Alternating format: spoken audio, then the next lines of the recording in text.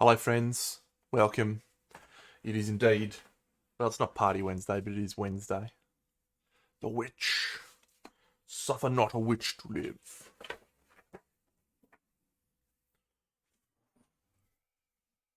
Let's just get a bit of zooming.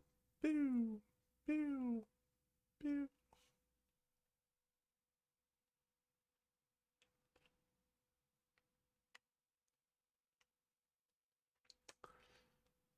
What colour to do?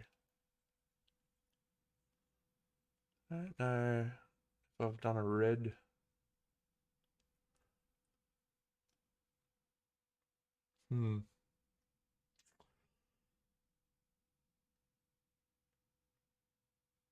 Yeah.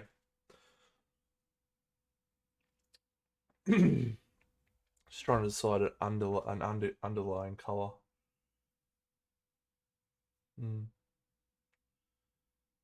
Let's go.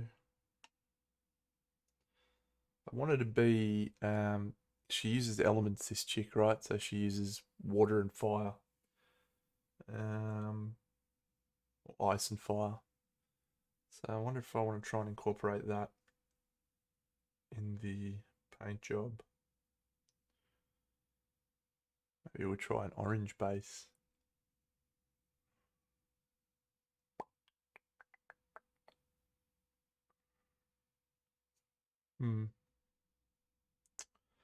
No, I think we'll go red. I think we'll go this red.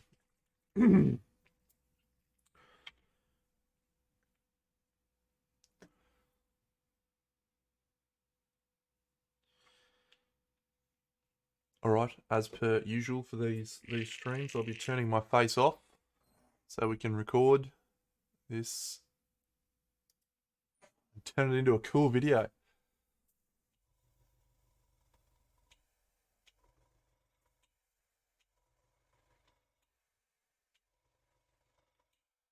The video editing is going well.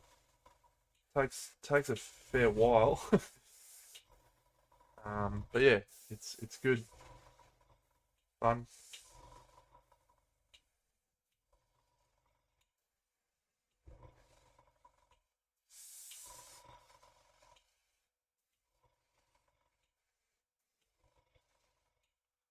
G'day, Scarabost.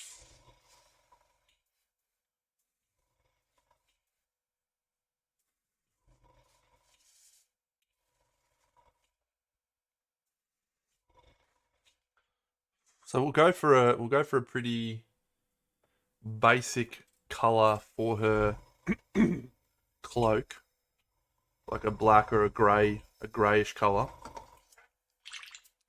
because I want to have the shawl, which isn't, it's not really a shawl, but the raised part of her bit that comes off be the part that we vary the color on. So I'll do some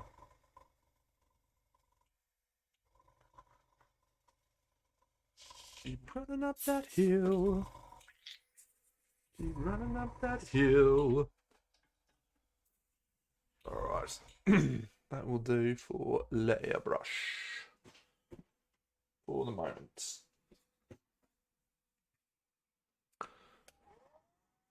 No, I haven't yet.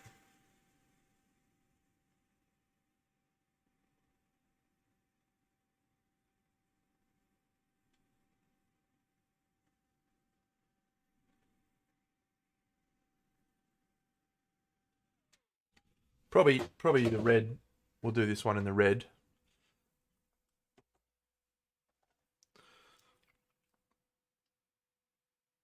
This is a great color. It's called German Grey. I like it a lot.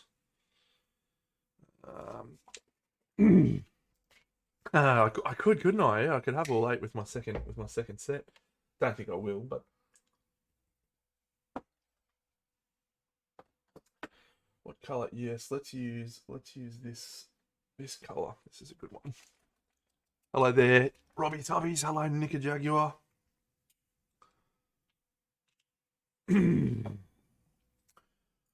All right, so I think we will start with the cloak for this one. And let's make it easy. And also make sure this can still come out. Cool.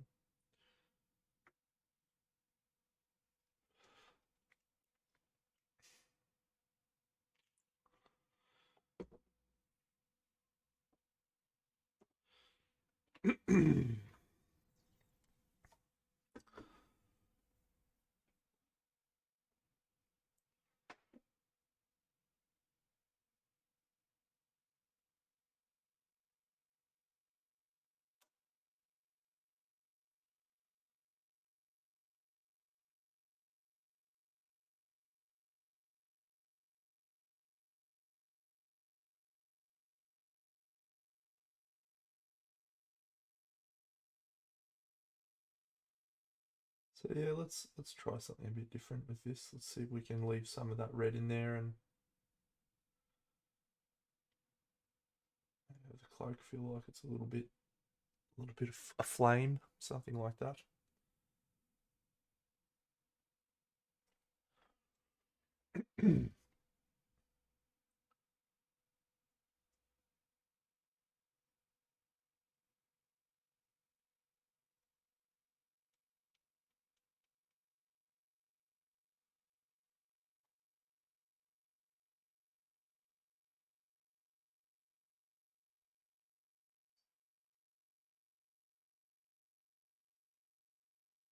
Yes, the great man Ray Warren, no longer commentating State of Origin.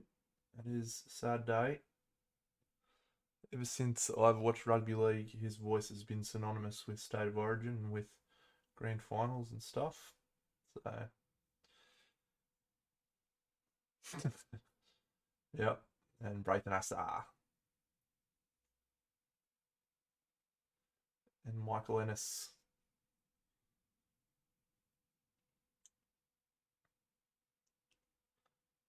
Two absolute spam bots.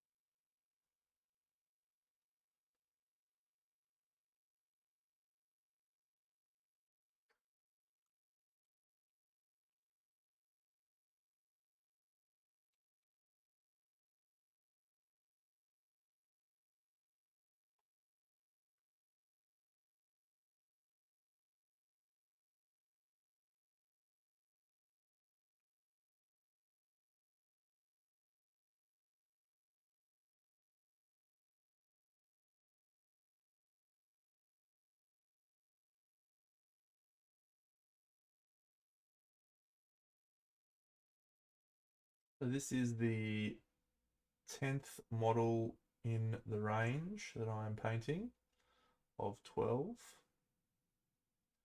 And I have two left. One that I think is a fine model, but it's not my favourite. Which is the Grove Maiden. She's fine. I don't think I'll be doing 1 minute of my best Rabs impersonation, mate. But I do have a pretty good one. He's a big lump of a lad. Look at him down the sideline.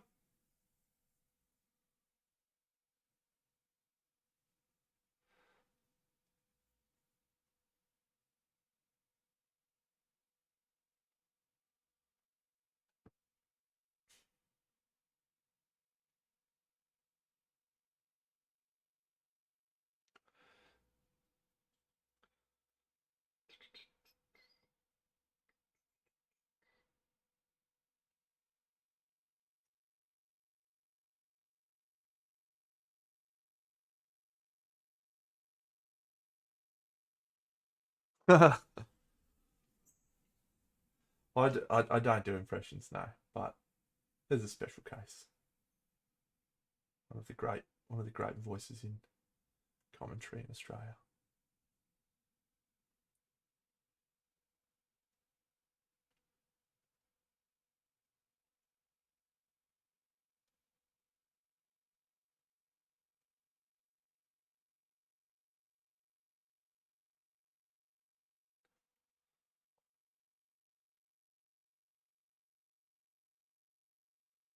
I do. I do. I do also an Arnold Schwarzenegger. Yes. Hello, Alex.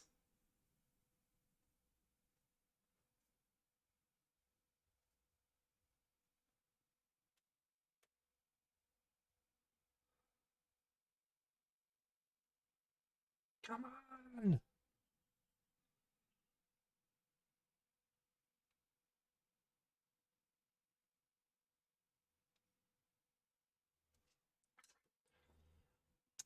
Well, yeah, that's correct. Yes. The no commentary videos are either streams where I've just sent it over there, or um, or I've just cut all of the footage I've taken when I've painted off stream, like on a night I'm not streaming, just cut it all together. Getting close to the end game now. Around the filming part of the project. Yeah, so I've cut together the footage for the first three videos. So it's all edited. It's all cut together. I've got nice overlays and all that sort of stuff. The next step is to actually do a voiceover, and it's actually um, I want to try and knock over like 4 or 5 in one sitting. So I'll try and do the first maybe 3 on the weekend. Yeah, the game's sort of starting to hit docks in countries where it's coming. I think the first one hit the docks in America today, and then we've got the Australian ship will be docking in probably the next day or two. Um, so obviously there'll be a delay. So we probably I reckon we've got maybe 3 weeks before the first people get their games. So we're gonna try and put something together for them, if not all of it, which would be my ultimate goal, to try and get all of it done, at least a big chunk of the work done by the time people get their first games, myself included. And then I can paint my own monsters and play my game. Should be cool. I'm excited.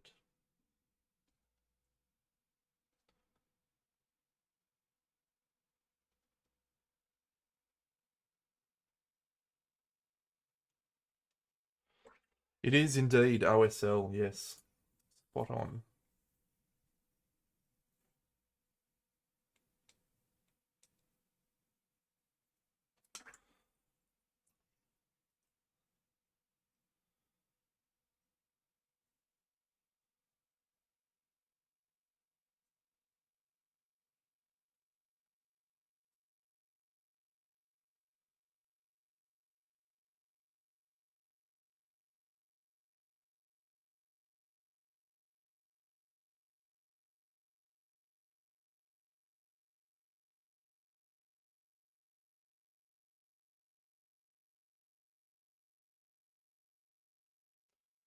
I still haven't, no. Yeah, there keeps being other things that are a priority to watch. Like we've got MasterChef, we've got Stranger Things. I will commit to watching it as soon as I can. As soon as I can find an opportunity. Because I would like to watch it with my girlfriend. We like watching Disney movies together.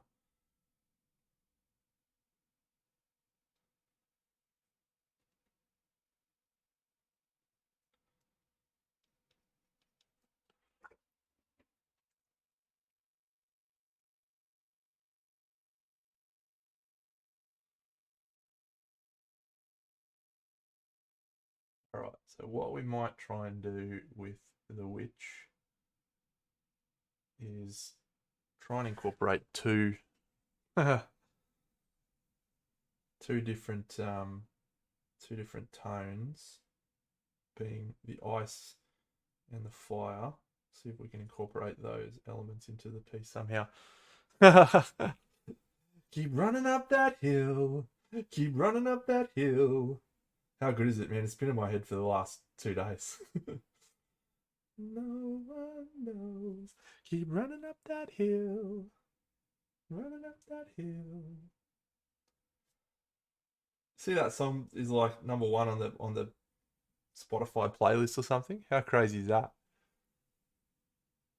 What a cool what a cool thing to happen, to have a song from a TV show that everyone loves just go back into the public's consciousness.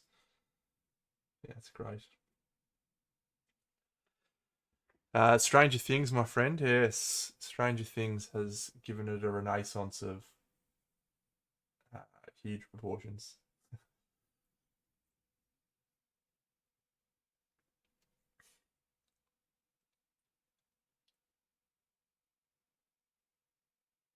And if you have not watched Stranger Things full stop, definitely, I think it's the best television show to come out in the last 5 years or so. It is it is innovative. It is clever. It is nostalgic. It's awesome.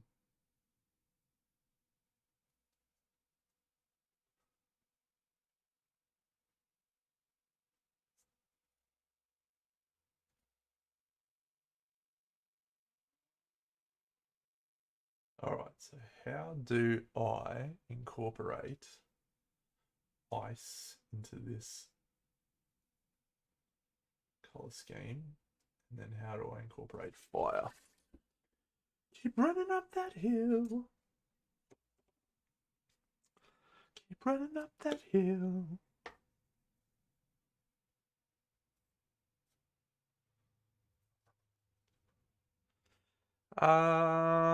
I think it's probably the best season so far, maybe. Let me think.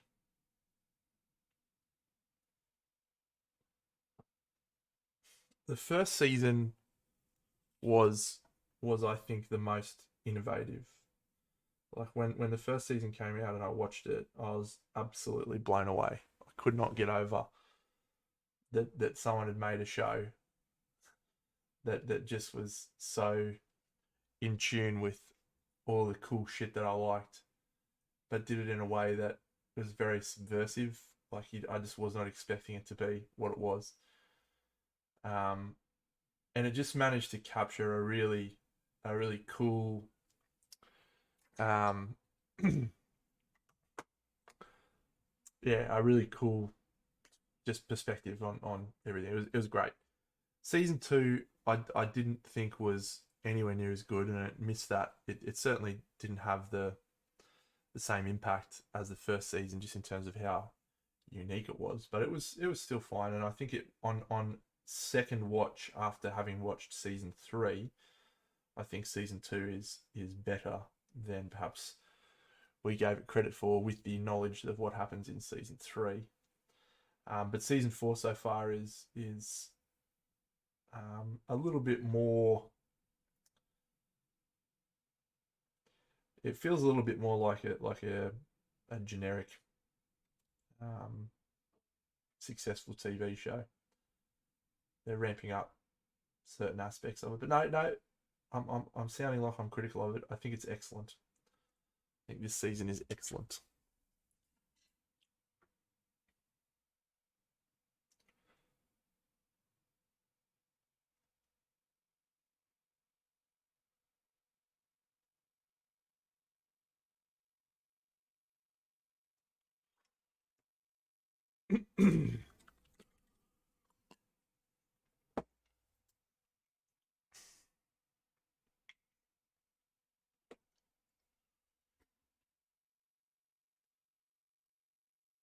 But I remember I could not stop watching the first season. I just it would we started watching it just as on like a Saturday, Friday night or something to watch. And my at the time fiance was like, "Oh, I've heard this is pretty good," and I was like, "Well, I don't really want to watch it, but It's fine. You can put it on. I'll just play on my phone. And by about 15 minutes into season 1, the first episode, I was just like, okay, let's go. And then we watched it the whole next day and the next night when we had the time. We finished it. It's great.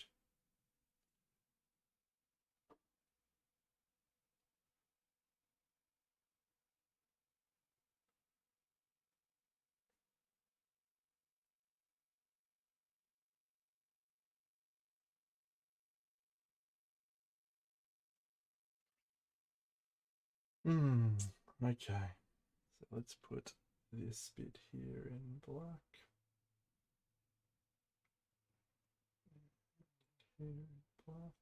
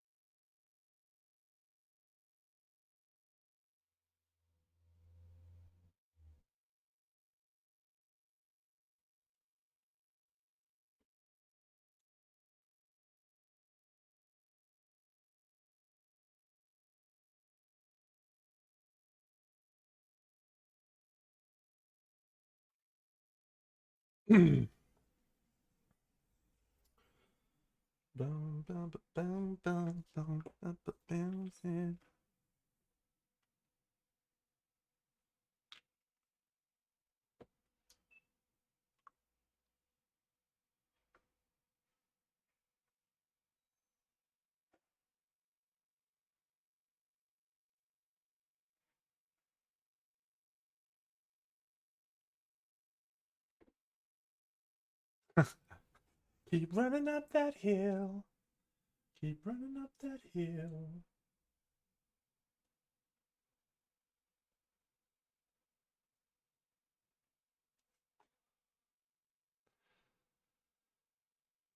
G'day, Nate's. My name is Earl. That's a show flashback, isn't it? Nate, Stranger Things for me at the moment, and my girlfriend is a big fan of the Australian version of MasterChef, so we've been watching that. I also am a big fan of the MasterChef, so yeah, I am keen to watch Kenobi. I'll probably wait for the whole thing to drop and then I'll watch it. I'm not that big of a Star Wars buff that I'll watch it all, but when it comes out. But yeah, and if you haven't watched Moon Knight, I really liked Moon Knight too. It was really good.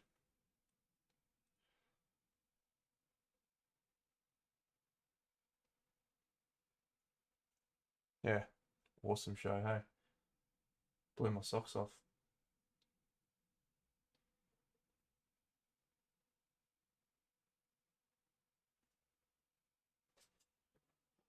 Taha, thanks all mites. That's great, mate. Appreciate that.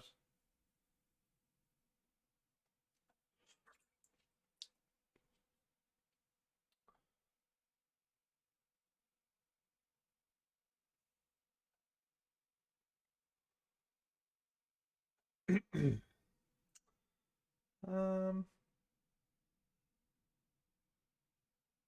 yeah, that's an interesting perspective. I didn't feel that way, but you're entitled to your opinion, Robbie's Hobbies. You're entitled to your incorrect opinion.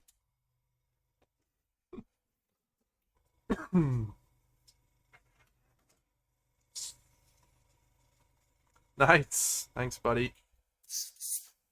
Legendary.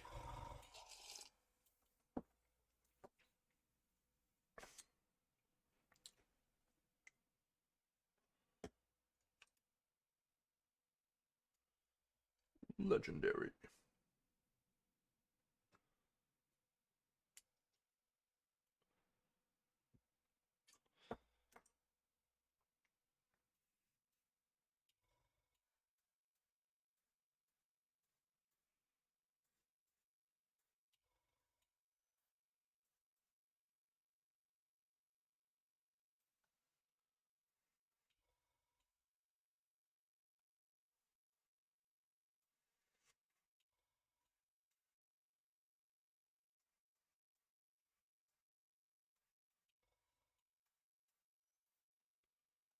Yeah, as I said, mate, you're entitled to your incorrect opinion.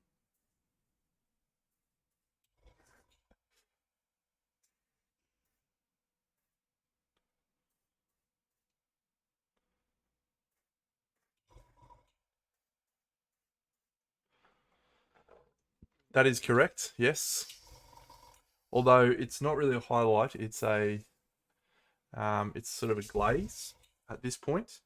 Now I'm going to do a little dilute uh, shadow and just create some nuances in shadows. So we'll use probably use some contrast paints for this. I'm actually going to use some blues.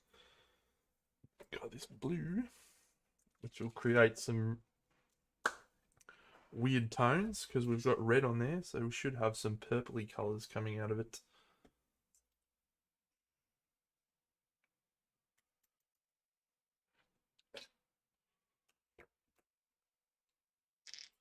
It's maybe a little bit too blue though. Let me see.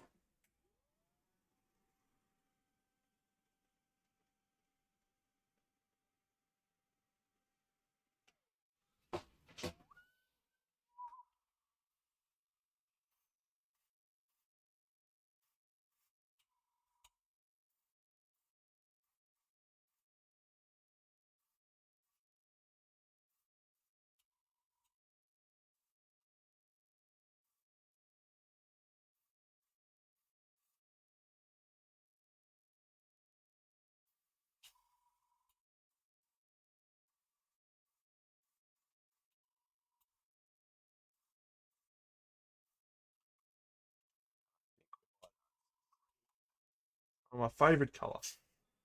Favorite green. Oh, actually, let's use that cool blue color. What's this one called? Got a really good blue color that.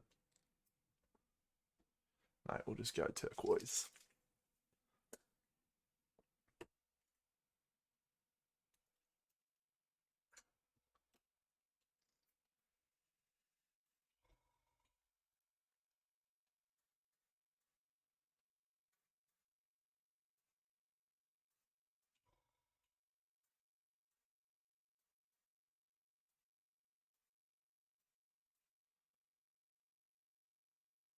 I tried the Zodiac set a couple of times. I think I'm just struggling with the scale, the really matte ones.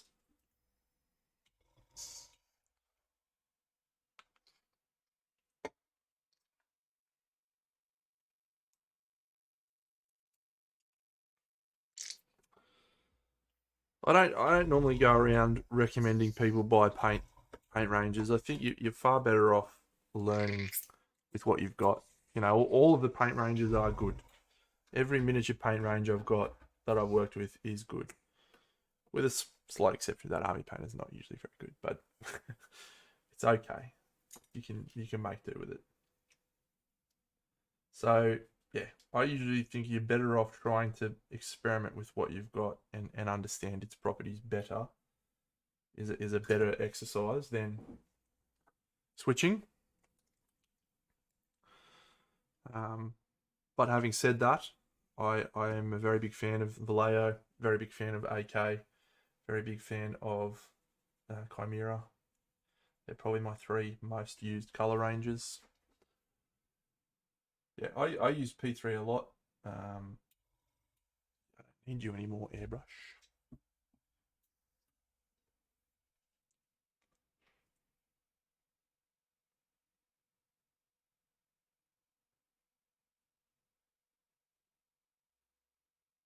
Yeah, used P3 a lot when I was playing War Machine.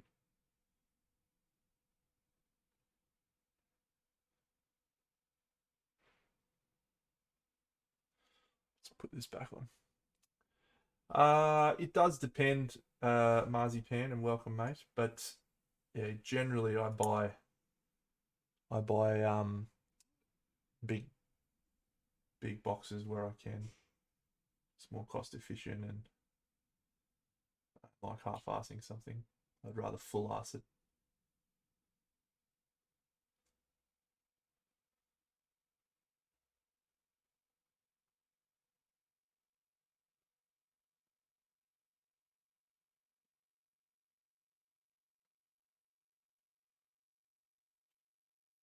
Yeah, had a lot of experience with P3 paints. I've painted a whole couple of whole armies with them. They do some things good. Well, I can probably explain that a little bit that might help you with your perspective. So the the thing with the scale paints is they're very matte, and that's obviously not a thing that will surprise anyone. But the way that color um, is reflected, so the more matte something is, like the less light is getting reflected off it. So the more light you're getting, the more intense and vibrant something looks, which is why a slightly satin finish will usually have a more vibrant appearance. It's because it's got more light sort of bouncing off it. So that's just the properties of scale and the properties of those other colors. So you can work around that if you know that fact, right? So if you then go, cool, well, I need to make my shadows stand out more. So you add a more satin color in a shadow, or yeah, if you want a more desaturated color, use a scale because it's going to be more desaturated. It's another one of the levers you can pull. And it looks more intense when it's going on because it's still wet, which means it's still shiny, which means it's reflecting more light.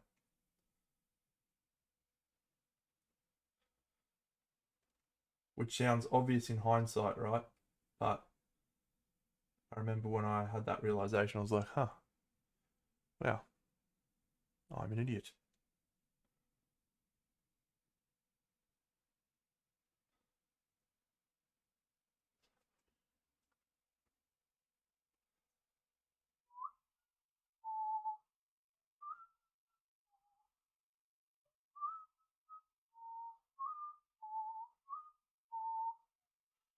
Keep running up that hill.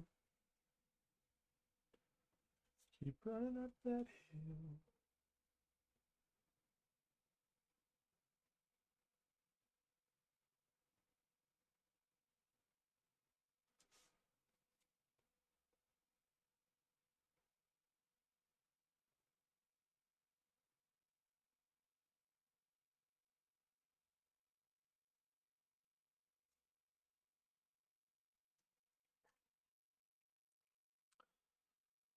What color did I say I was going to do this lady's hair? Did I say I was going to do it a redhead, or did we want it to be a brunette? I feel like everyone wanted it to be a brunette, but mate, Sergio's Patreon is without a doubt the best Patreon that I am involved in or have ever been involved in. I've been a subscriber of his since day one.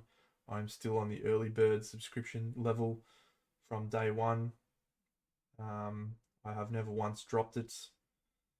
He is by far the most productive and for me the most insightful of the Patreons that I follow.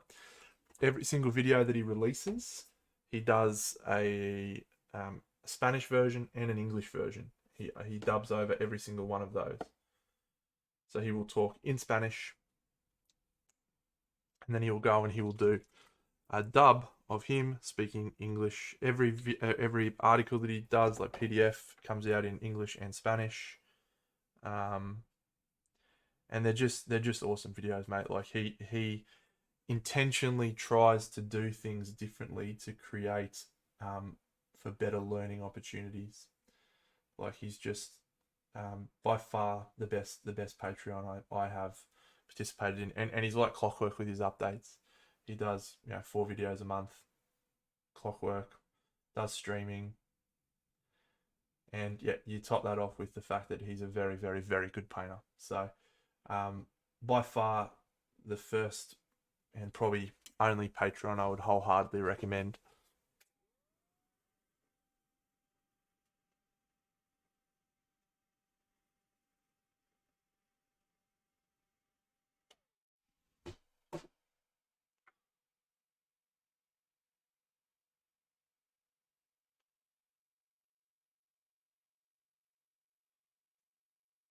Yep.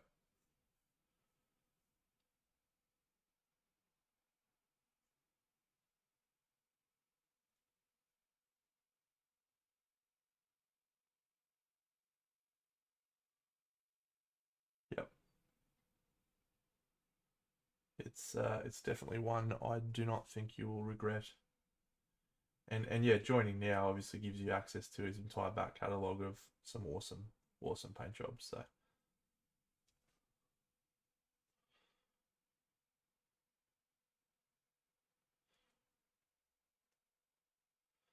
my particular favourites, I felt like the fairy was a really good series. He's done a really awesome one on Maddox, the barbarian from Black Sun. That one I thought was awesome.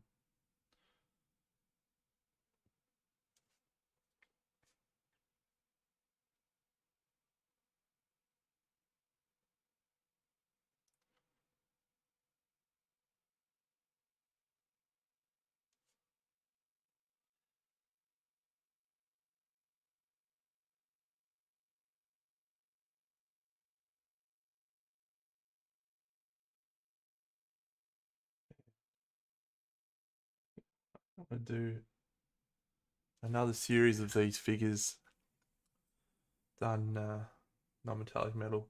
Maybe I'll do my second set in non-metallic metal. Some good volumes on these surfaces, I tell you what. Yep. Yep, I will not say enough positive things about that Patreon. And I have been on a number of Patreons. It is, yeah, it is the one. It is the one I recommend.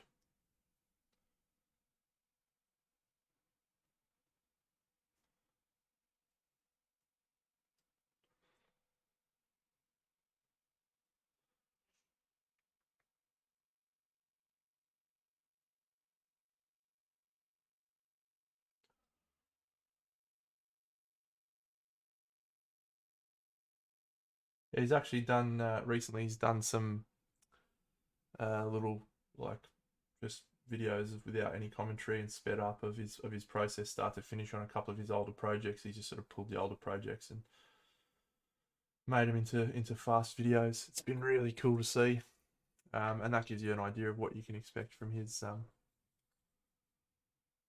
channel, because that's just the old videos sped up.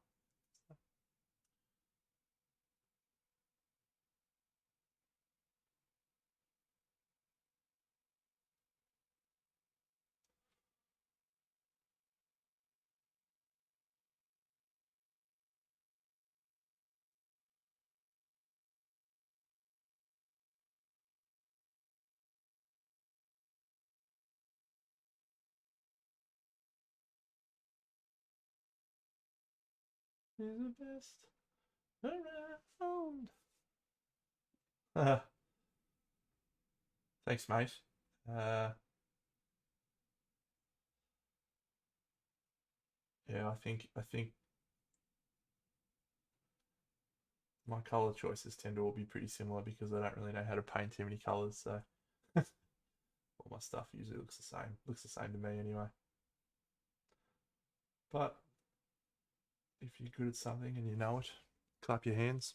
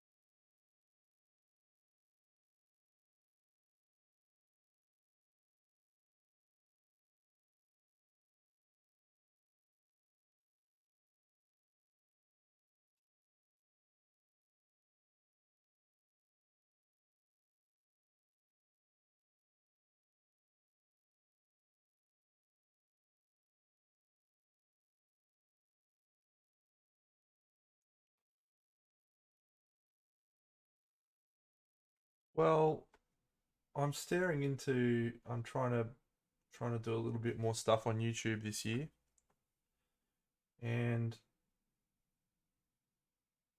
there's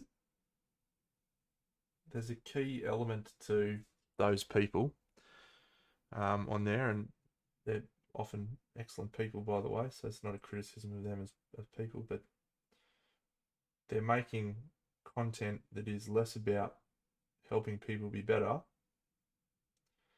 and more about creating entertainment. So when you watch it, I'll obviously speak about some specific people so that I'm not casting shade at imaginary people, but Scott, Ninjon, Emil, Squidmar, they're all relatively good painters, but they're very good at making interesting videos. And I think people that go on there maybe go to start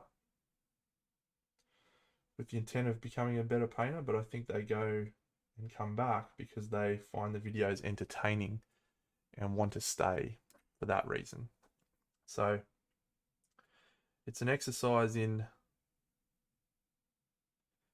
balancing the quality content. Yeah, Zumakito is actually excellent. I've been looking at his stuff recently a fair bit. It's an exercise in how do you make good content, which unfortunately for those guys is usually the primary focus as opposed to creating good figures. So as long as the two aren't mutually exclusive, right? You can still paint good figures and create good content, but it becomes a time exercise. If your content is good and people enjoy it, but you could spend an extra 10 hours on your miniature or 20 hours on your miniature and you're not going to improve the quality of your content because you've already got the rest of your video sort of done, well, that's just a waste of time. And for many of those guys, it's a career for them. G'day, Mittens. So if they're doing it as a career, it's just a time inefficient exercise for them to go, yeah, I'm going to spend an extra 6 hours on this figure so I can make it the best figure I've painted or a figure that people are keen on learning about. Or do they just spend time on their next video, which is what...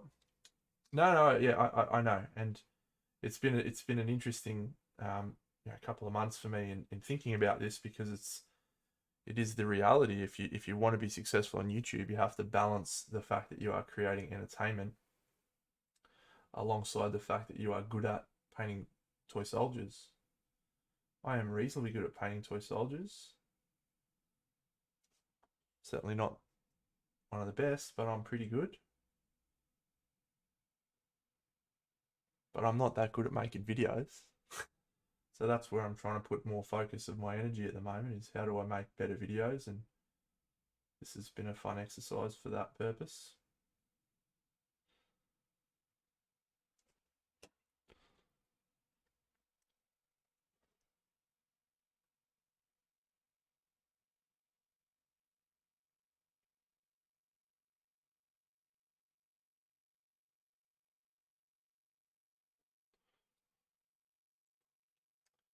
Alright, so let's switch to a slightly smaller brush.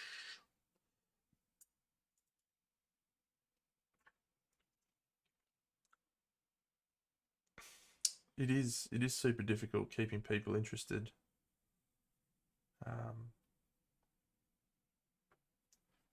When I think about my own YouTube consumption, right? Like I like having a bit of a bo peep on a YouTube. Usually when I'm lying in bed, just like about to go to bed. Oh, any good videos I can watch? I understand because if I'm watching a video and I'm bored, cool, I'll just click away and find another one. You know? There's so many options out there. So you got to find a way to make your video really engaging, and that is usually with lots of cuts and lots of different angles and perspectives, and none of those things are good for trying to convince people to watch miniature painting.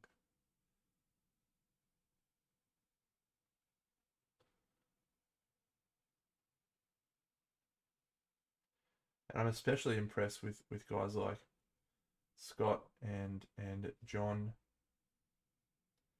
because they really are good at cinematography. That's and the more I'm trying to make videos, the more I'm realizing, man, these guys do really incredible. Like the footage is crystal clear and the angles are interesting, and they edit it in a way that's really cool. So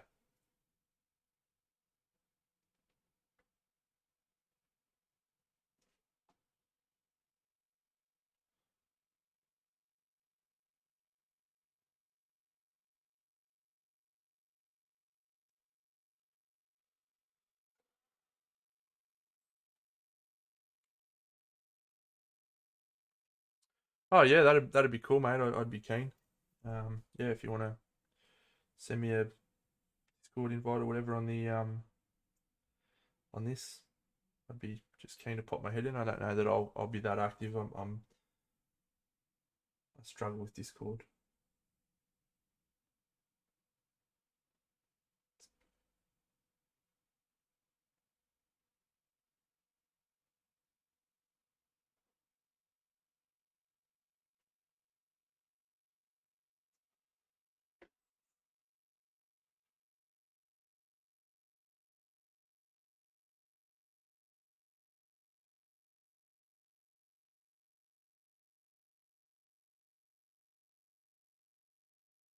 Yeah, Instagram's fine. Yeah, thanks, buddy.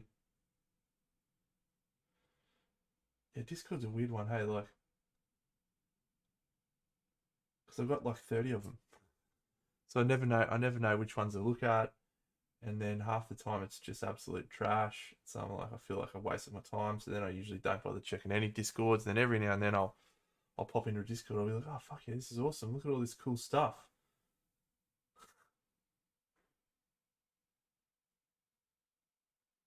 I think I'm just bad at the internet.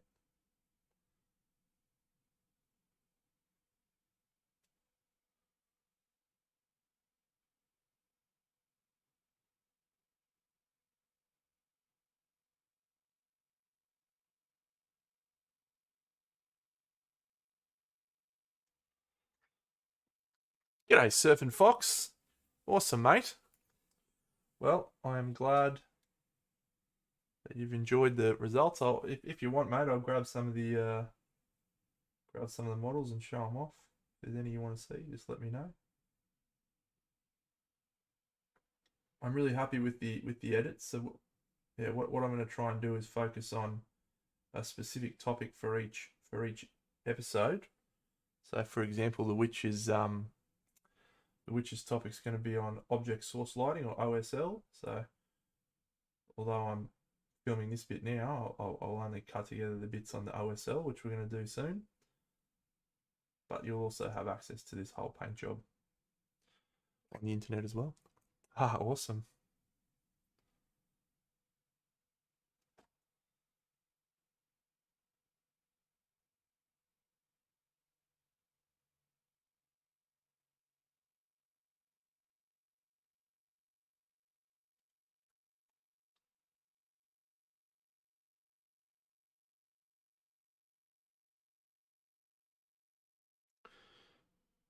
Thanks, Nates.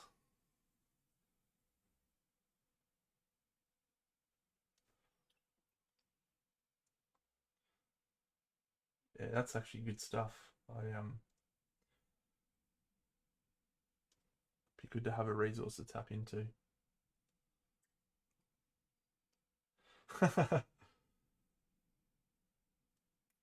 That'd be fun, mate. That would be fun. But hey, as long as I'm helping people who are on there, whether I get 8,000 new subscribers or eight, or I lose eight,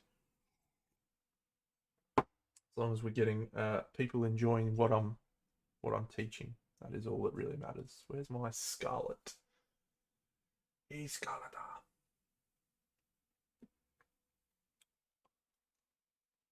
There you are.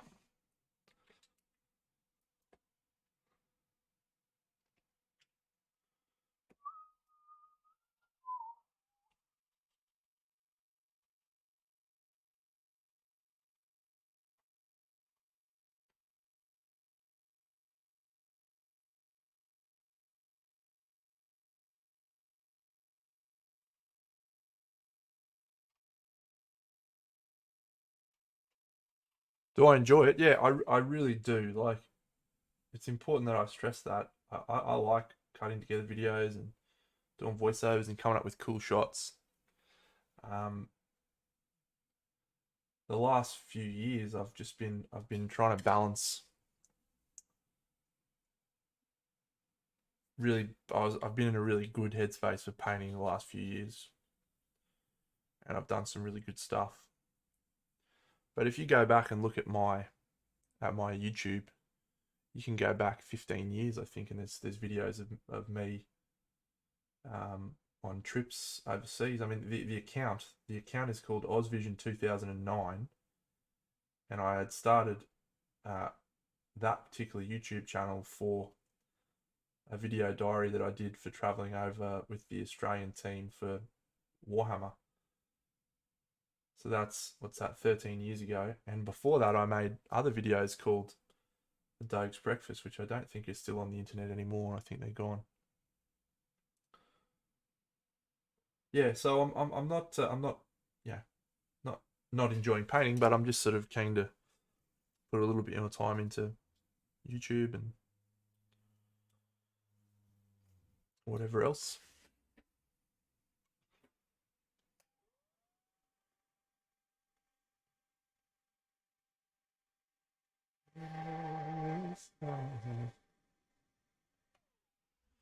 Yeah, I did a cool video for Monty. Little wander around the event. It was great. Great event, man.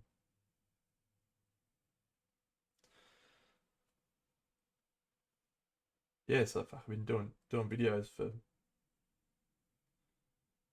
almost as long as I've been painting.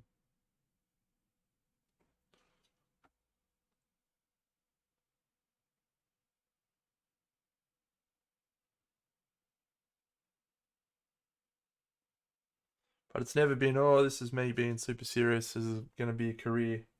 It's never been that for me. Neither's painting.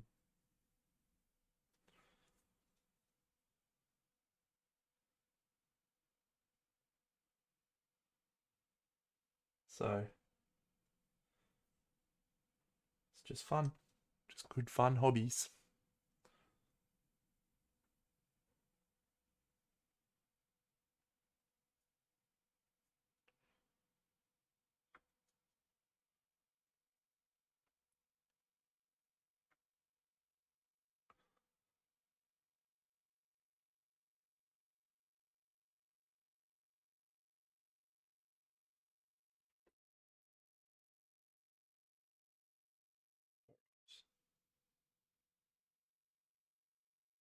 So I have a plan for this. I haven't really done too much of this sort of stuff, but I think I'm going to do it. Daytona, USA. Is that a song? Do I know that song?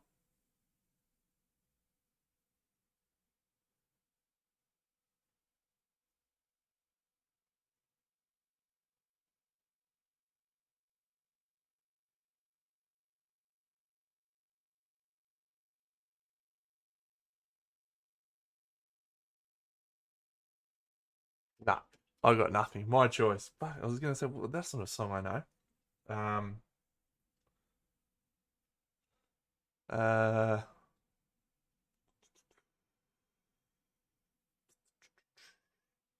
Tonight, I'm gonna have myself a real good time. I feel alive, and the world is turning inside out. Yeah, floating around in ecstasy. So don't stop me now. Don't stop because I'm having a good time, having a good time.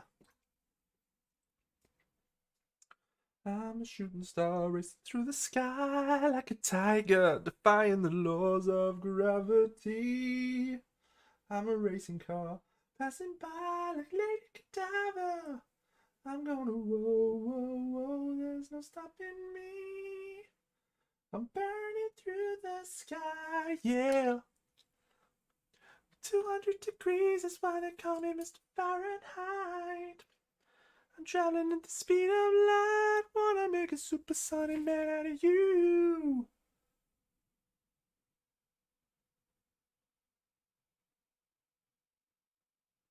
Don't stop me, don't stop me. Hey, hey, hey. Don't stop me, don't stop me. Ooh, ooh, ooh. Don't stop me, don't stop me. Have a good time, good time.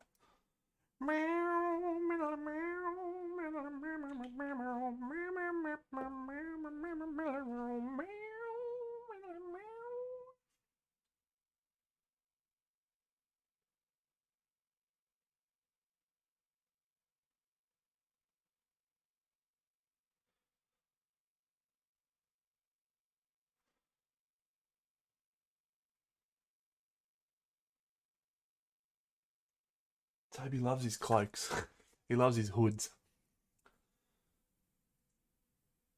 Alright, let's...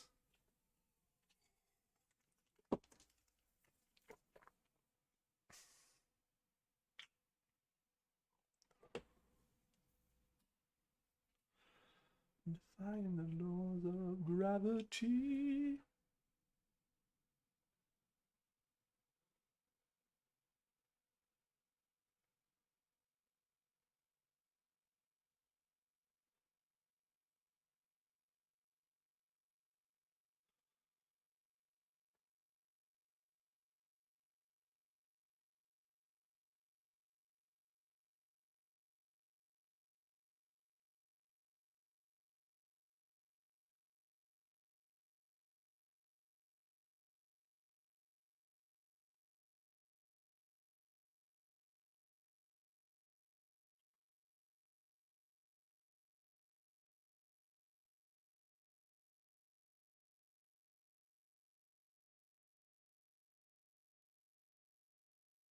Tomorrow night, I am going to paint the Grove Maiden off stream and all of her little friends.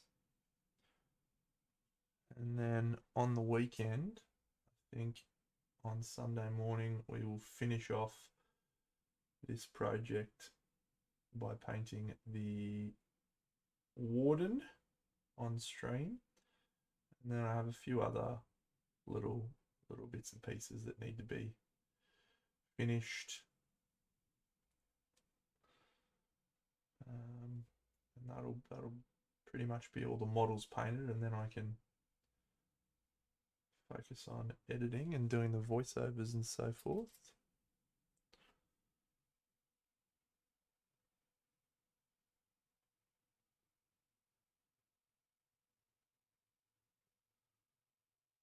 Should be fun.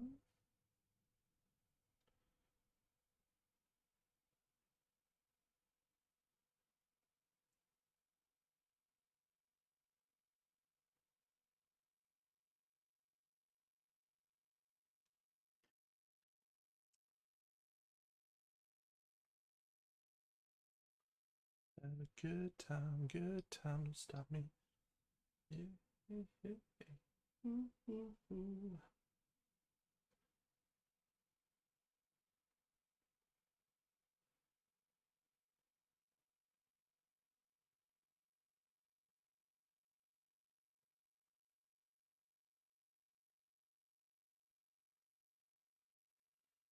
Yeah, that's a great question, mate. And the answer is yes to both. I do want to add texture and I do just want to create visual interest, but at the same time, if you look at where I've focused these lights, it's thinking about how light will be hitting the object as well. So it's a matter of balancing both needs, creating texture and creating a light volumes.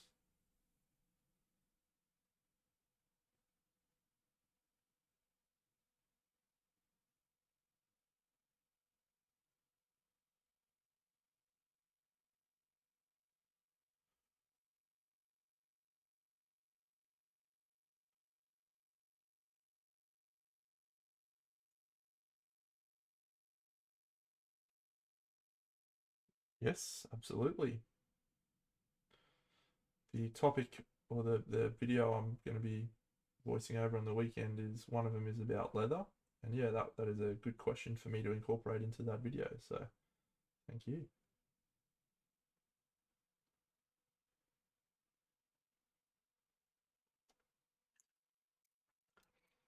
I do have a display cabinet. If you have a look at my head, here's my face, by the way. Hello. Behind me is my big diorama. And then over in my cabinet, I have a cabinet just over that way. I have most of my finished models that are still here. The rest of them, I pretty much these days, I pretty much sell everything I paint. So it doesn't actually have that many models of mine in there, but I do have some.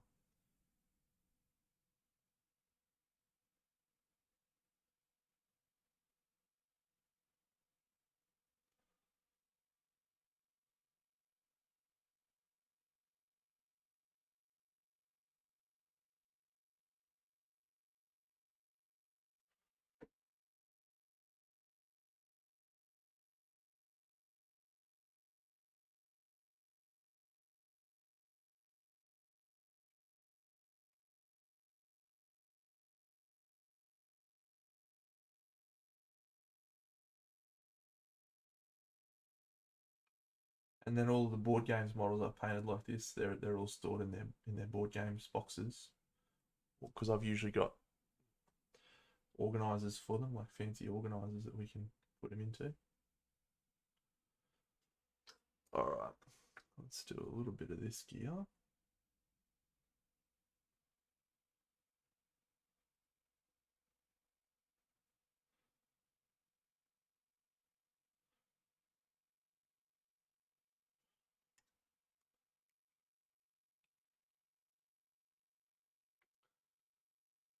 Where do I sell them?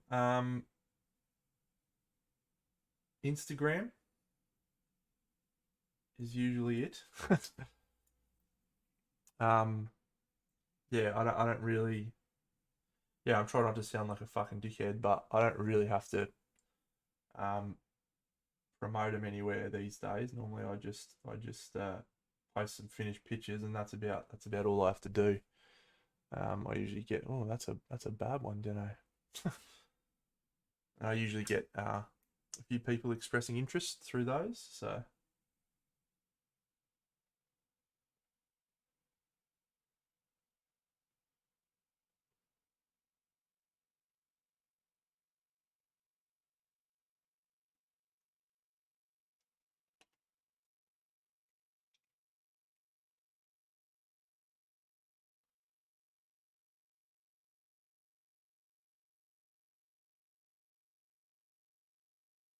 oh, yeah, well, that's just, yeah, if there's a model that you're like, wow, that's awesome, Deno, your best bet is just send me a message on whatever platform tickles your fancy.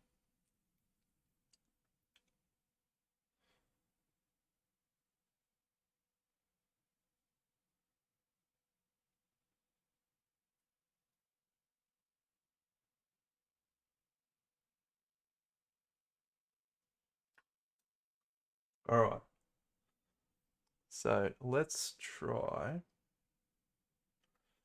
So I did this on a figure not that long ago. It looked really cool.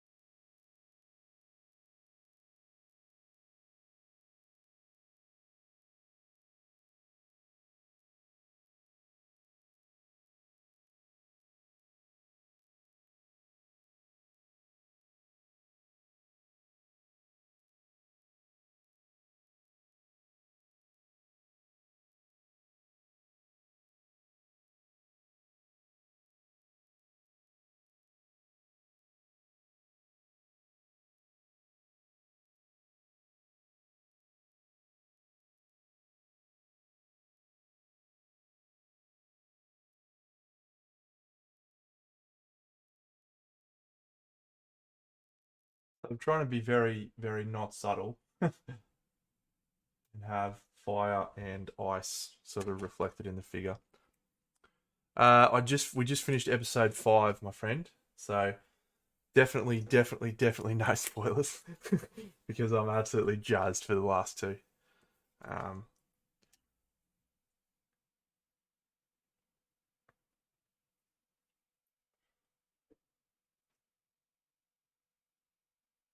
yeah, it's just man,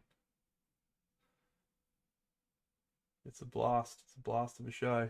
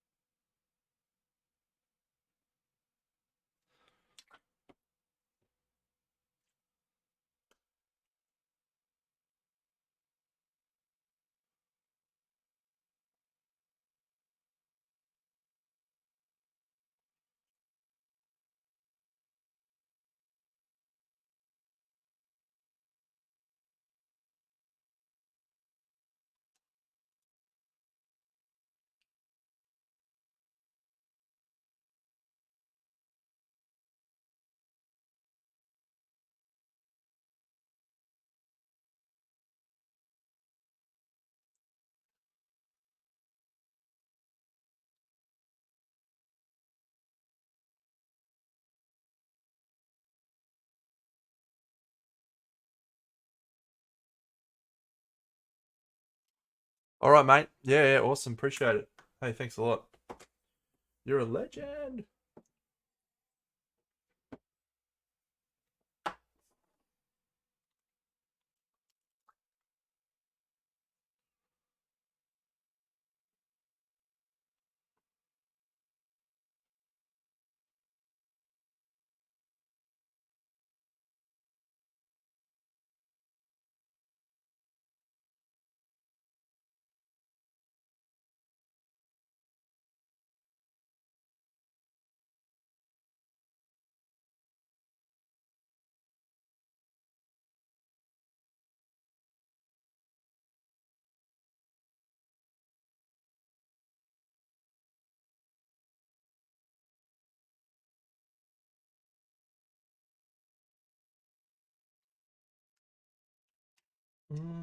Keep running up that hill.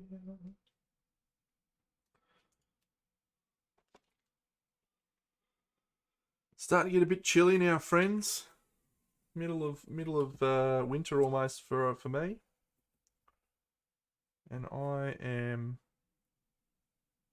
struggling. It's about 21 degrees, I reckon, Celsius.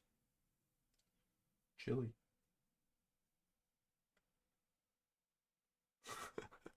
No, that's actually starting to get cold now. Yeah, it is actually starting to get cold. My feet are chilly right now.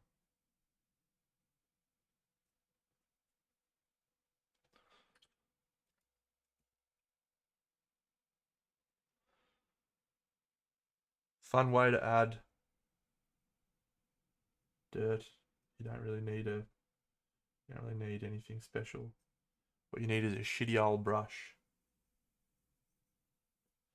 It's got a rubbish tip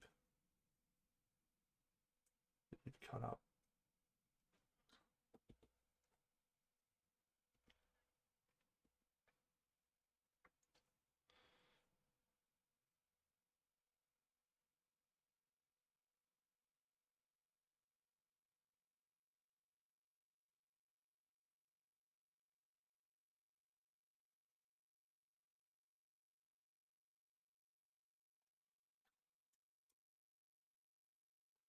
Yeah, I've been really trying to incorporate the world of Oathsworn, if you will, the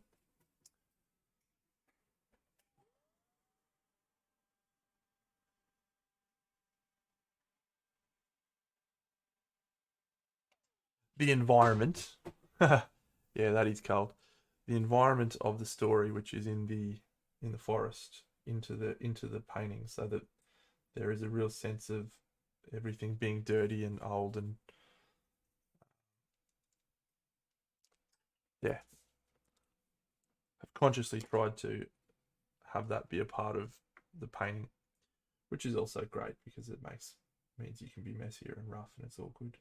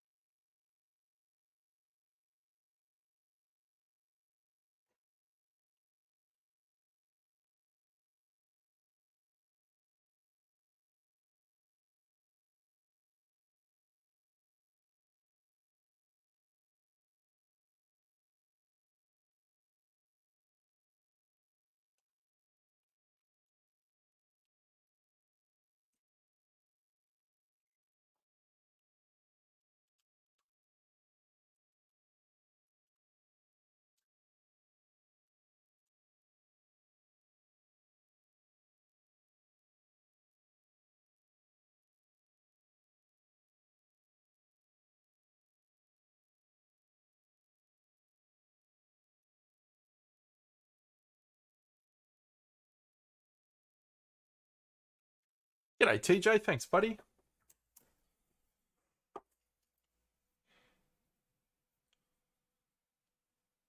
What are we at now? Hour 17. Yeah, pretty good for an hour 17. I'm happy with that.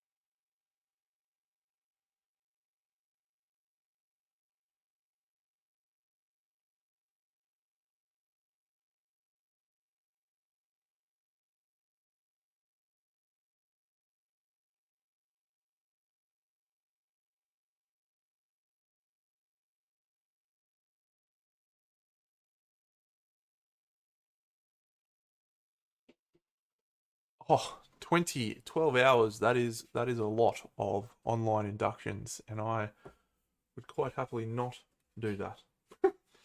Thank you.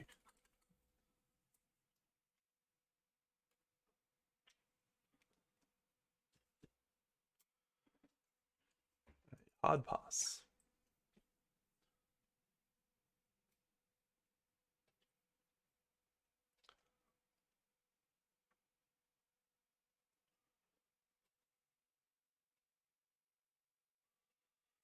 Okay, let's go.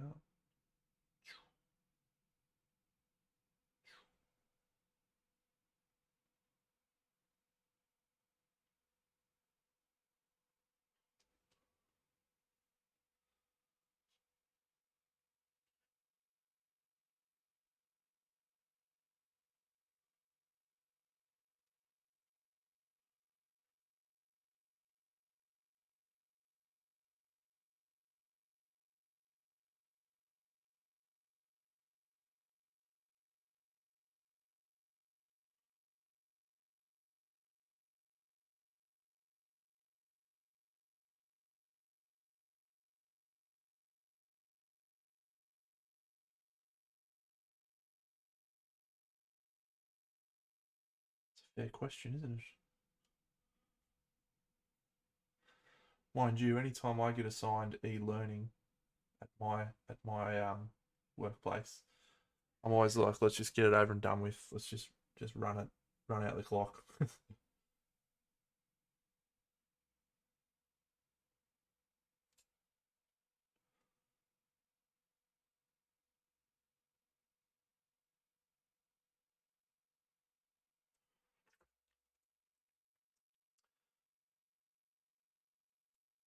G'day, demonic. Thanks, mate. Yeah, I quite like the gold trim too.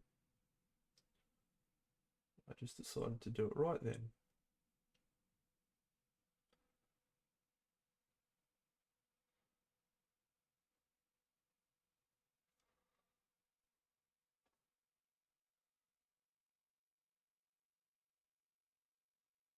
I get some online stuff at my work all the time. Every 3 months, bullying, harassment, discrimination. Make sure you're not bullying people, Dano. Okay, let's go. All right, so what we might do is we might put some. No, we're gonna do the OSL now. I think I'll just give that a quick glaze with Cygor Brown. No, Gore Grunter Fur.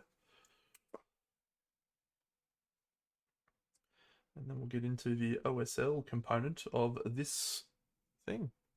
Yeah, absolutely, mate. And feel free to ask any questions like that. I am doing the full paint edits, but a lot of these sections that I'm doing right now won't actually be in the edit. I'm gonna have a specific topic for each figure, and for this figure it's OSL, so I won't have the full breakdown of paints, but you will always be able to ask me at any point. The answer to your question is that is Vallejo model color, and it is actually called bronze, I think. Let me grab it for you in 1 second. Yeah, I'm pretty sure it's Vallejo bronze.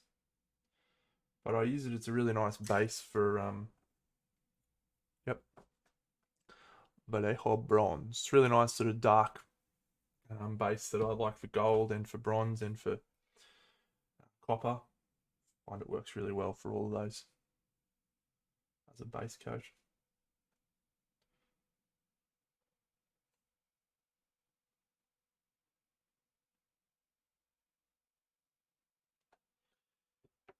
And you're welcome.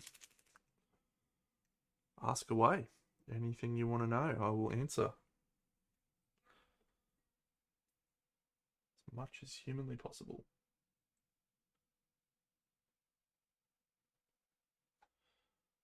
Alright, so I'm just putting a very basic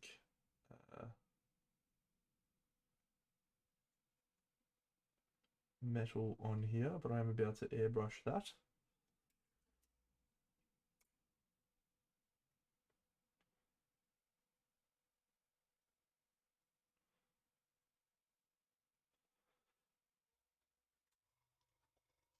All right, so we're gonna try and do some OSL, but we're gonna try and do really basic OSL.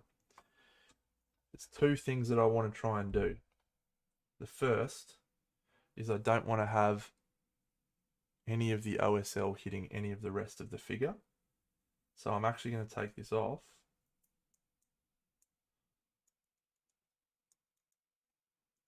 He says confidently. Yep, well done, Deno. And we're going to attach this to a thing. No, I did not.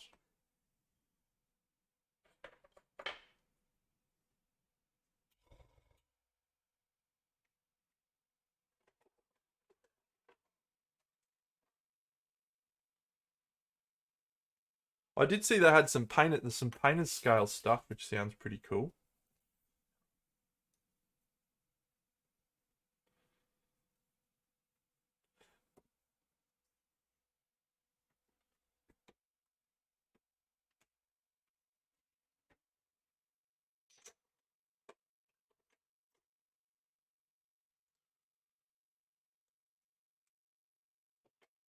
Is this the right way to approach this from a teaching perspective? Maybe it is not. So let's try it the backup way.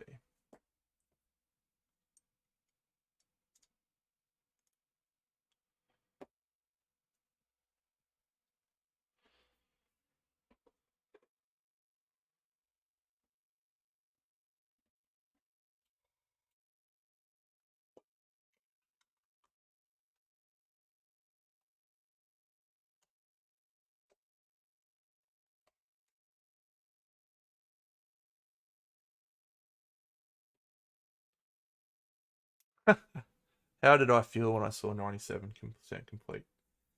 I was just pleased that it's almost complete. Almost. That is all. That is all I felt. I am not enraged at the guy. It takes however long it takes him. If it takes him another 5 years, that's fine. It's just what it is. I just want to paint the models. So, all right, that's a better way to teach it, I think. Cool. So let's do some. We're going to use primer for this. White surface primer. And I've put way too much primer in my airbrush. Way too much. Way too much.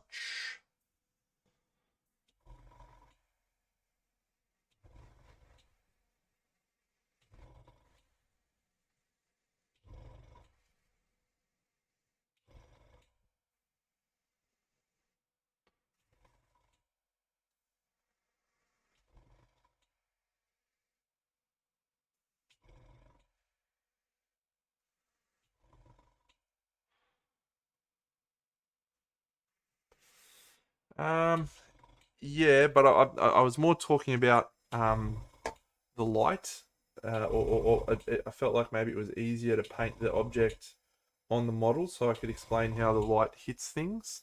Maybe I'm wrong. Too late now, I've committed.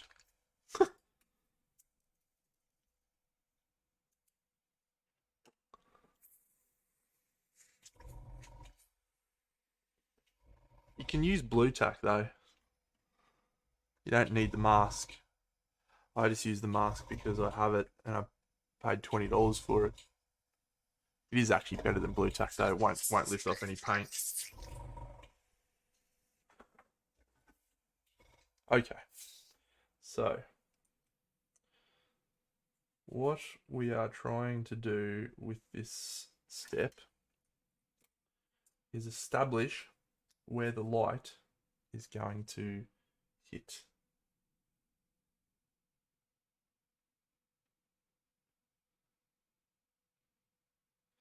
There's 3 rules of object source lighting. 3 rules.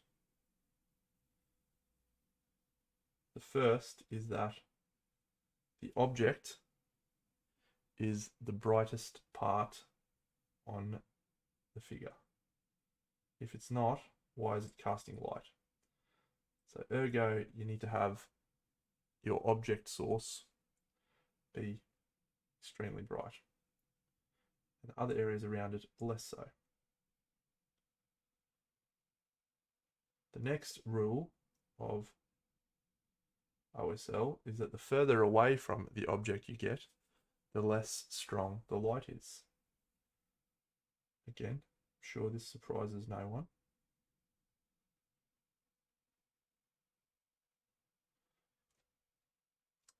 And the third rule of object source lighting is you can ignore the first 2 rules if it's going to look cool. G'day, salad bum.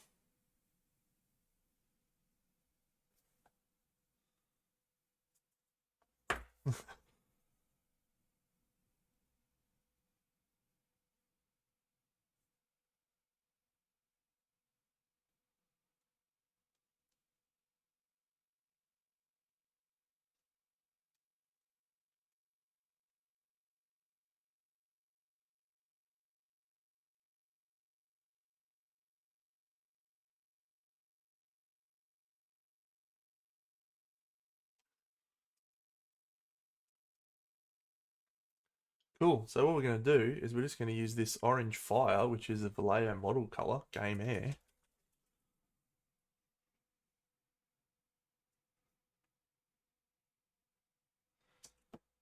And we're not going to shoot it out all over my palette because I squeezed too hard. Do you know how many years it has taken me to not just continually squeeze something until it comes out? The answer is 20 years.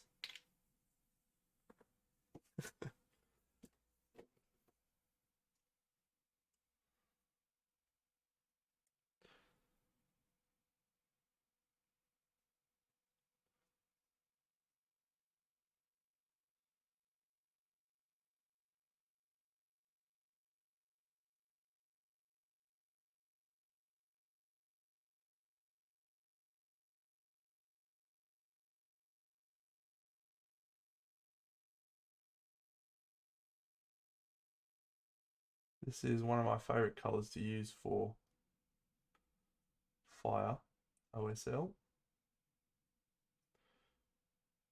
It's always super intense, vibrant color.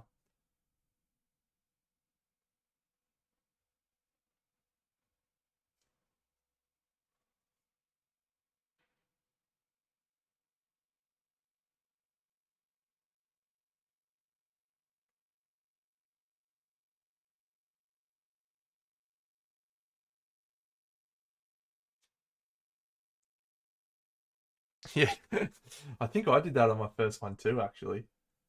I can paint everywhere. What a disaster.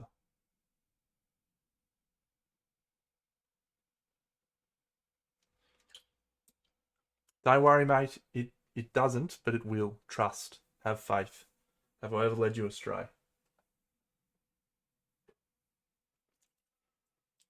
I don't know what I'm doing, Scaraboss. No, it's just it. When you're working with light, you need to think in reverse.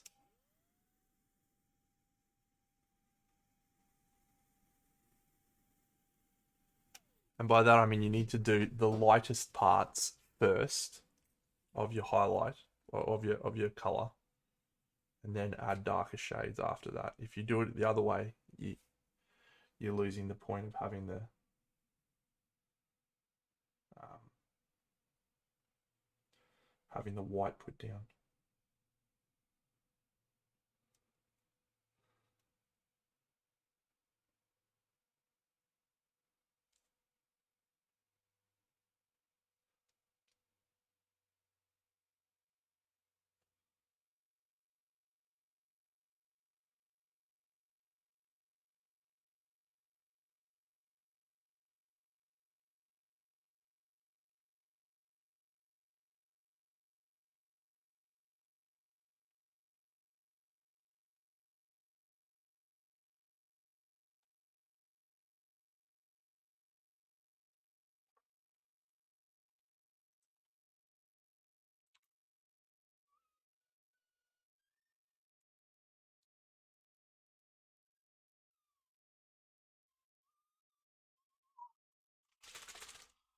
Fluorescent yellow.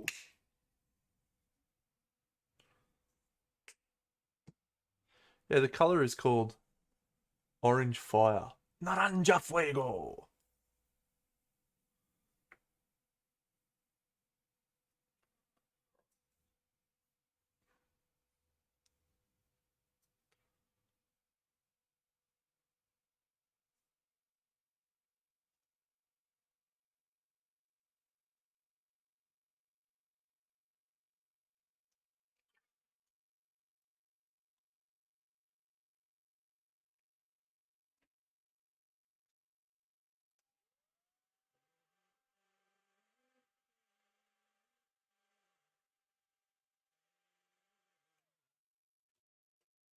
Didn't know I was low.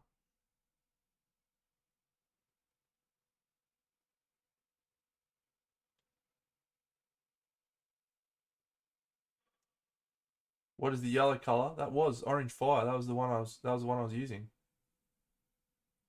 That was literally the color that was going on there initially.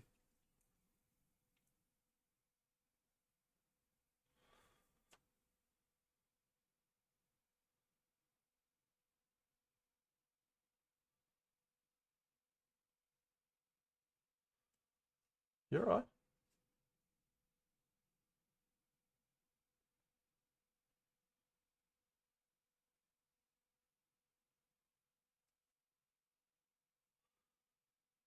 Yeah, it's pretty chilly. I think we're about 22 degrees now, mate. So yeah, we've got everyone in tracksuits. Heaters are on. Struggle town.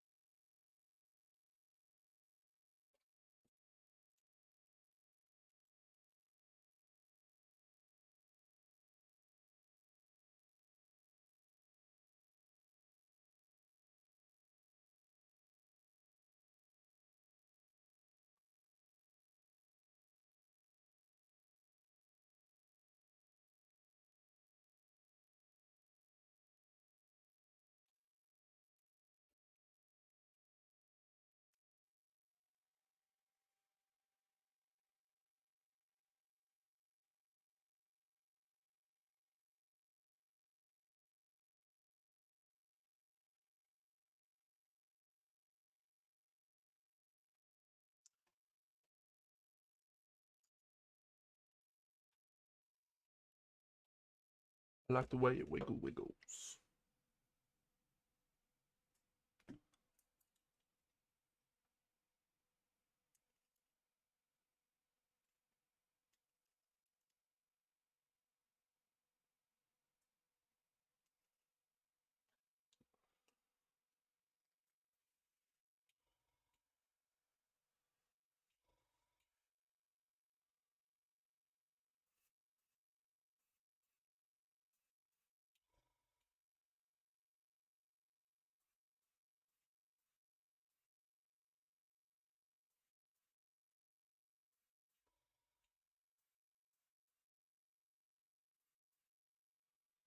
Ah, Hados Barbados. G'day, mate. No, I'm actually using this footage for some tutorial videos that I'm making, buddy. So that is why I'm not on screen, and I apologise. I would love nothing more for you to look at my melon.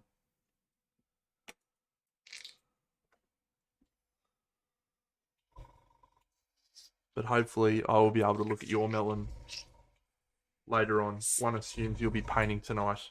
Probably some Marvel Crisis Protocol or something like that.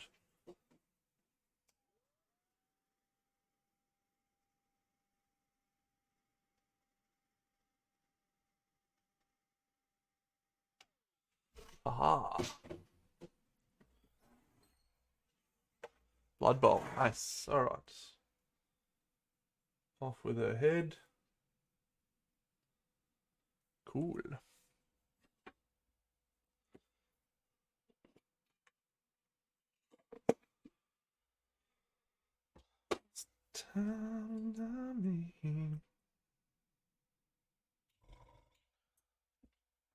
Thanks, Salad Bum.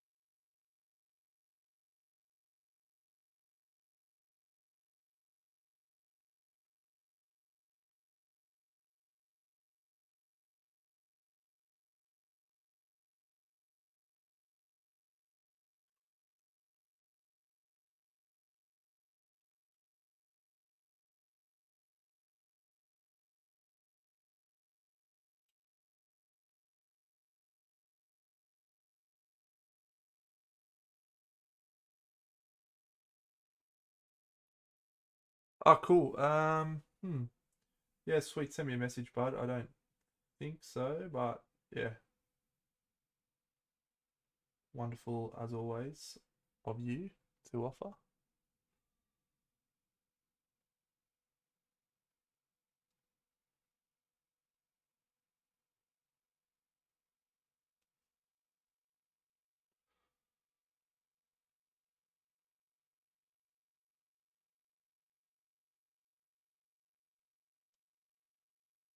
It was a specific painting product, yeah. TJ, it's a product called Putty.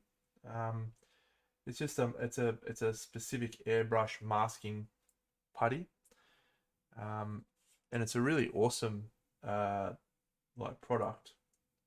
It's actually not that expensive.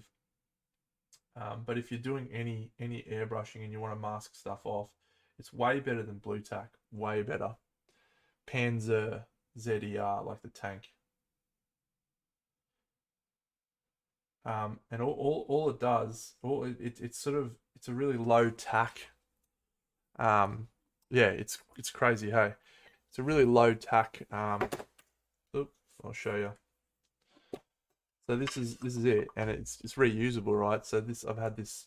I haven't chucked any of it out. This is the bit I'd literally just used, but it's this weird goopy stuff. Weird, but it'll stick to something, but it won't actually leave any residue or adhere to any paint or anything. Eventually, like if I was to just leave this like this, what you'll see is that it will slowly sink down until it becomes a flat blob again over I don't know what sort of time period. So it's not appropriate for like if you're planning on masking something, leaving it for a couple of days and coming back and doing more stuff, doesn't work well for that instance. But if you're just doing quick jobs, 10 out of 10.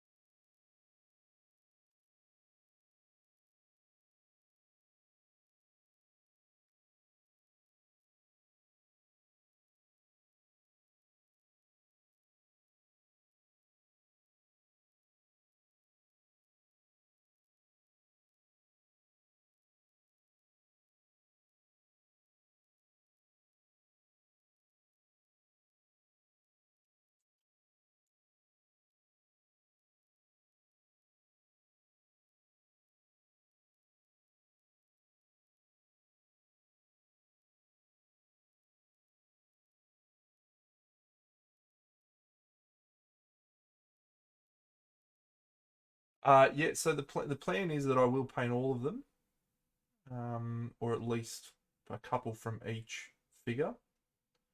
I haven't painted any as yet, but I will do so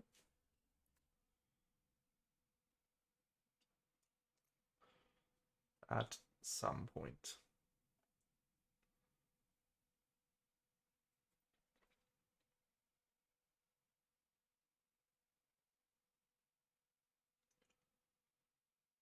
Probably next week.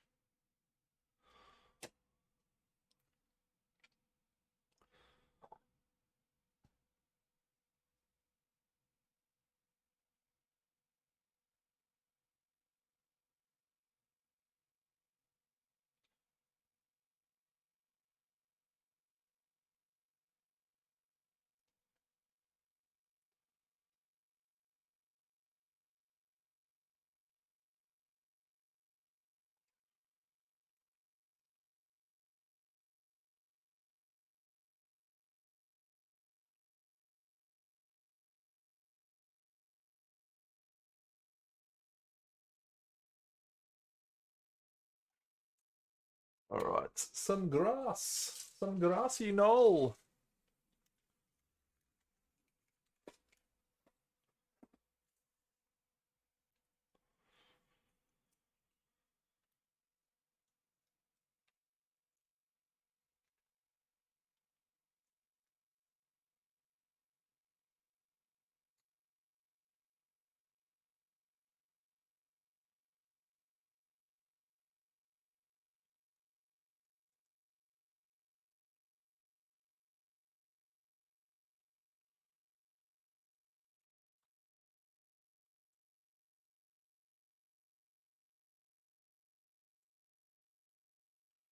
Here is a great rule of thumb for basing that I'll talk about in my basing episode of this series, but that you'll get a sneak peek on right now.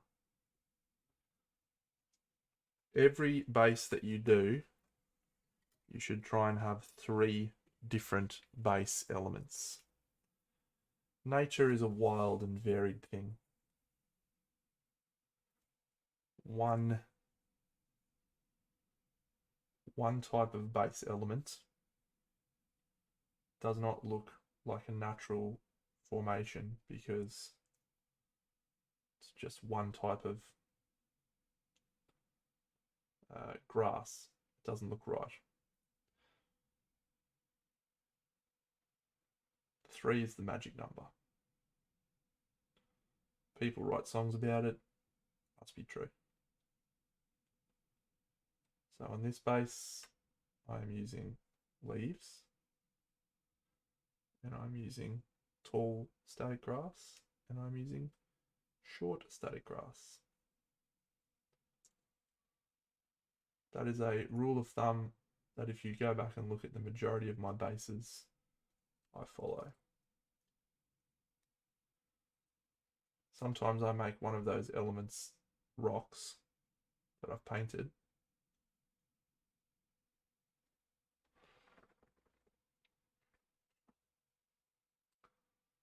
Sometimes.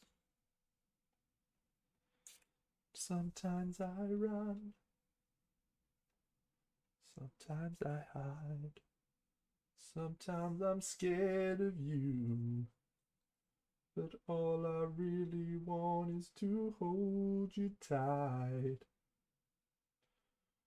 Treat you right. And you ready for the second great piece of basing advice? This is one I'm vehement about when I'm judging at my painting competition. Integrate your plants into your base. Plants don't look like that, identical to each other. They don't look like they fit in the environment as is. I think you need to paint elements of them to make them look better. So in this case, I airbrush on some green.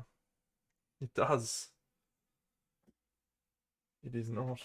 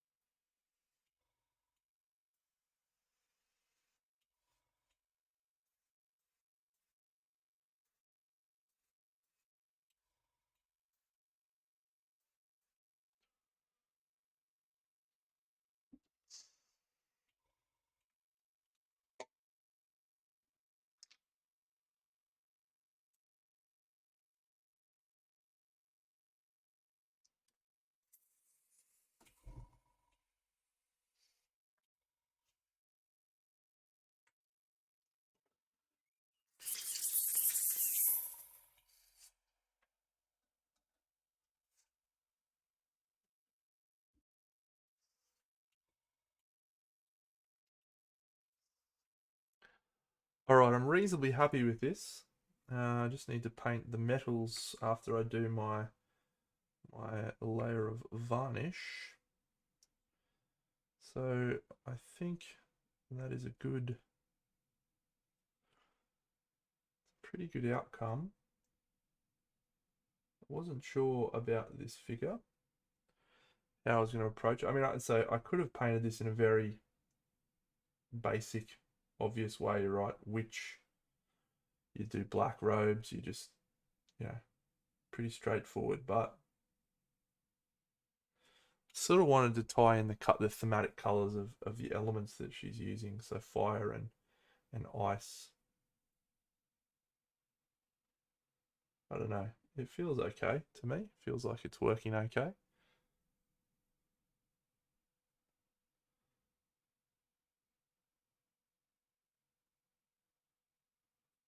G'day, Conrad.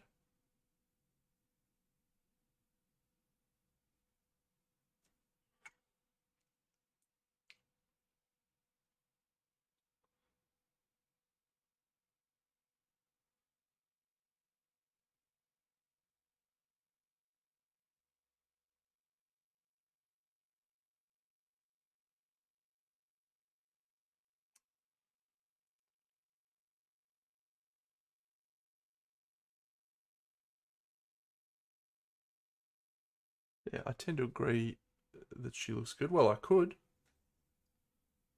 do flames on all the shawls, just different coloured shawls, and have the flames. Could work.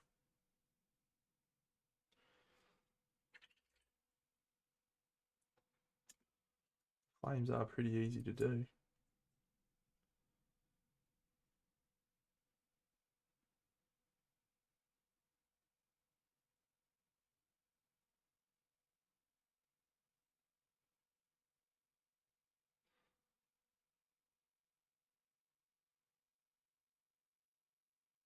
Well, the fire bit's on the lantern, mate, isn't it?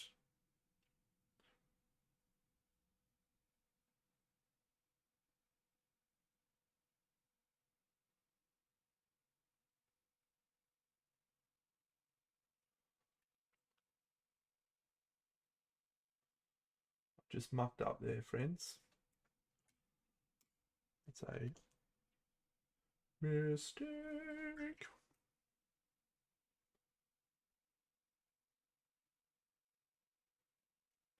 Yeah, you know that big old lantern that's right there, buddy? You reckon that counts for fire? I reckon it probably does.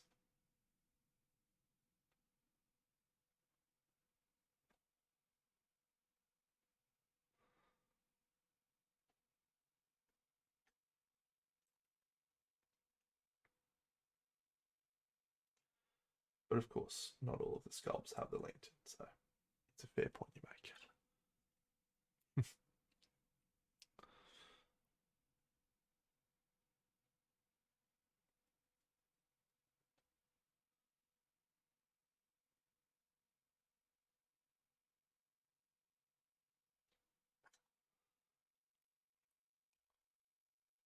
All right, we hairdryer, we varnish.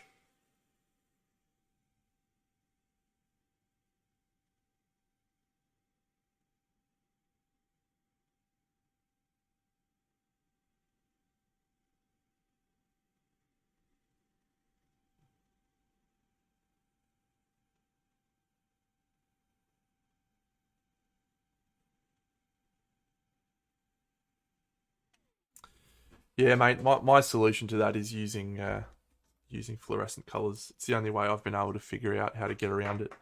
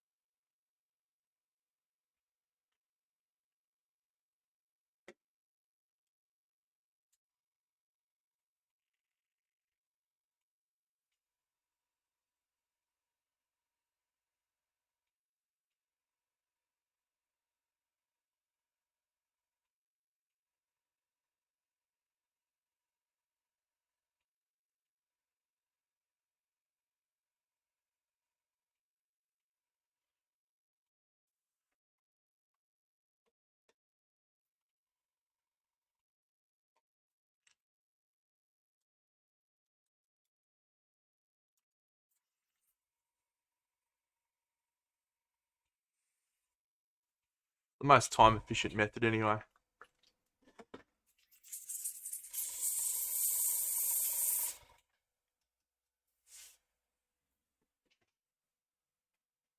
G'day, Al.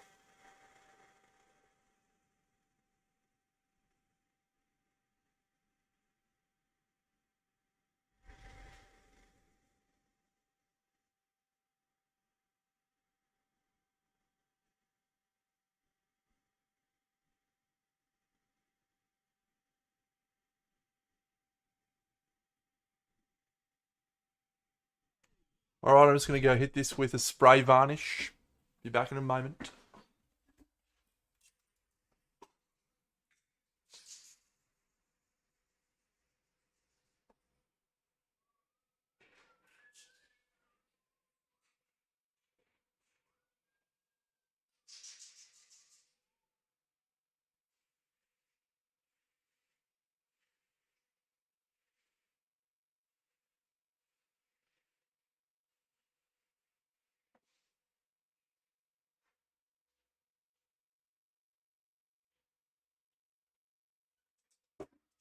Well, this is unfortunate that this is probably my favourite one I've painted so far.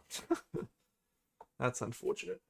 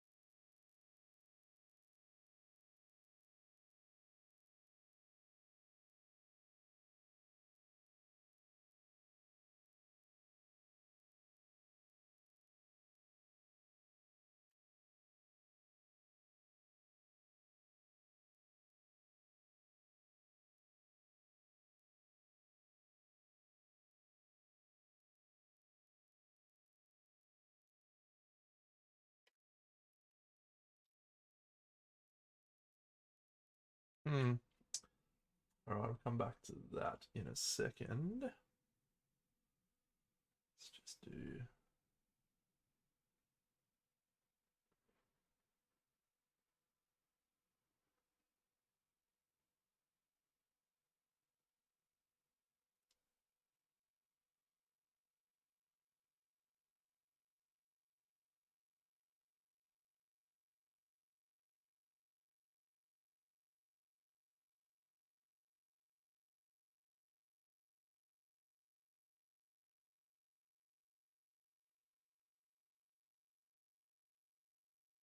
It's fine by me.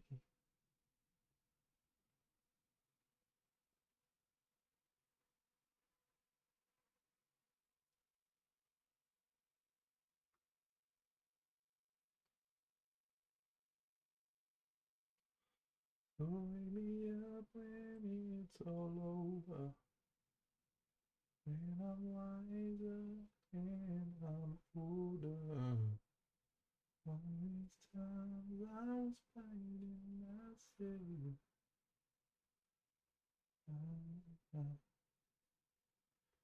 I didn't know I was lost.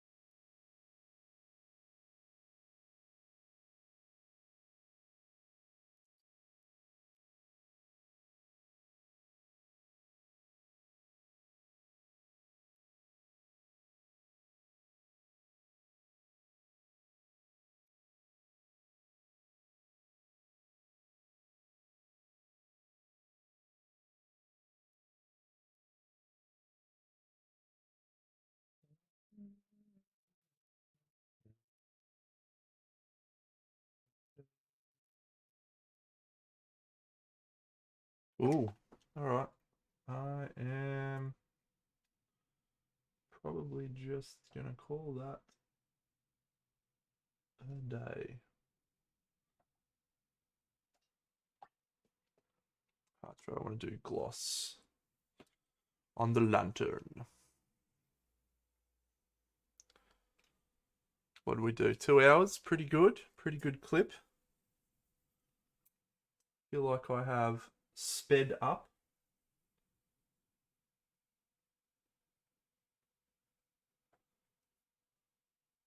Ah, my friend, I'm glad you asked that.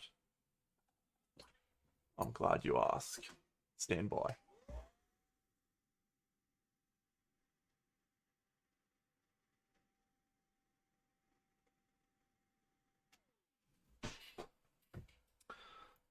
The answer is I don't know, but I hope so. I hope so. I sort of intended this OSL to just be pushing the boundaries of what is OSL and what is not. So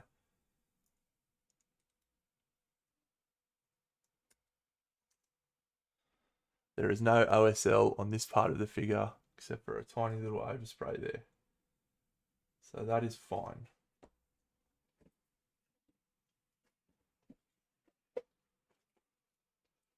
It is magic fire, mate. Well said. So if we go to this one, we have no OSL. All I do is just paint that one to be whatever colors I want for this. And yeah, should be cool. Alright, so the key to this one, each of them have got like a really easy little pop off, little thing that pops off.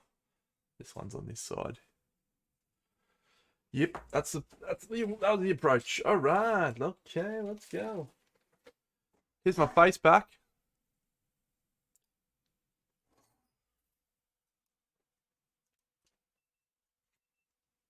I can. We can do whatever we want, mate. The world is our oyster.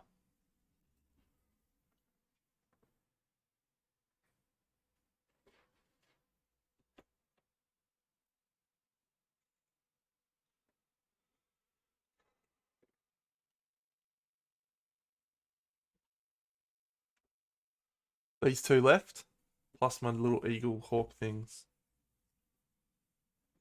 The little hawks.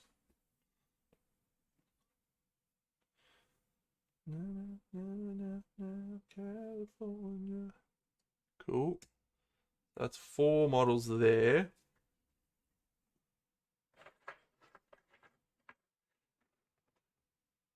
Plus all of these bad boys, who I'm going to do quick jobs on. I'm going to do airbrushing.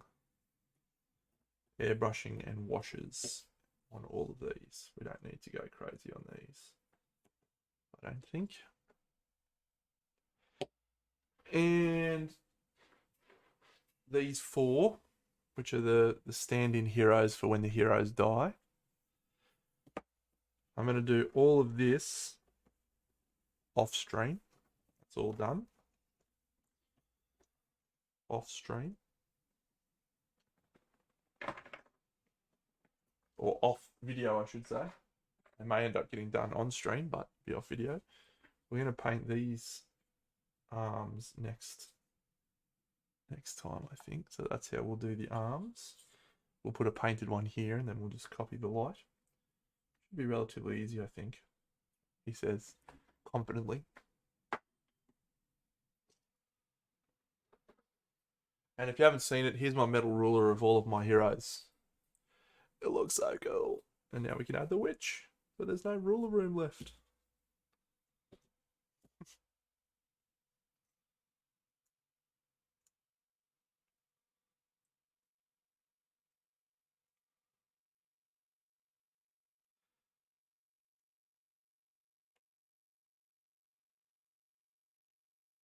How can we include you, witch, on this ruler of doom?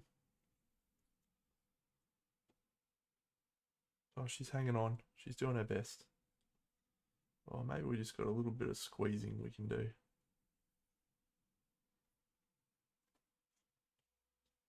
Oh, the witch. She makes the cut.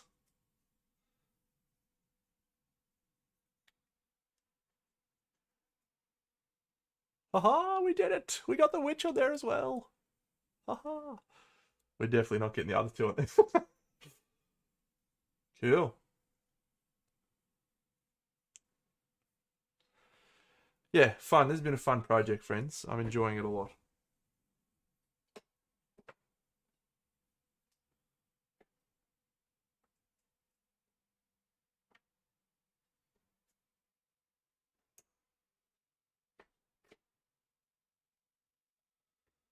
All right. Well, I am just about done for the day.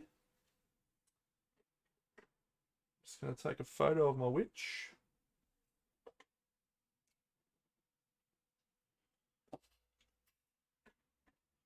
You'll get a second one coming probably in about 2 months, I reckon. Once people have started getting the games, I reckon they'll pull the trigger pretty quickly after that. So you'll have a chance to get it if the reception is as excited as I think it will be. If people are as excited as they will be. We should be sweet. Oh, thanks, Surfing Fox. I'll just take my photo for my grams.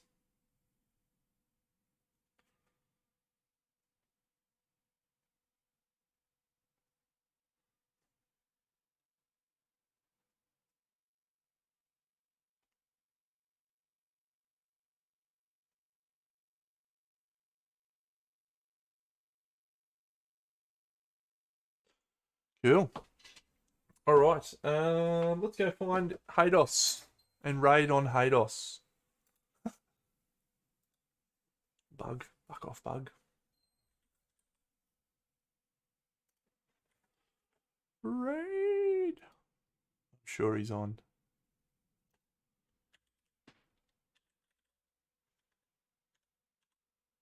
He is. We raid. Thanks, friends. I'm back Sunday morning my time, which will be Saturday afternoon for Americans and midnight for the great people of Europe. So join me if you want. If not, check this on YouTube. Big Dano out. Come on, mouse.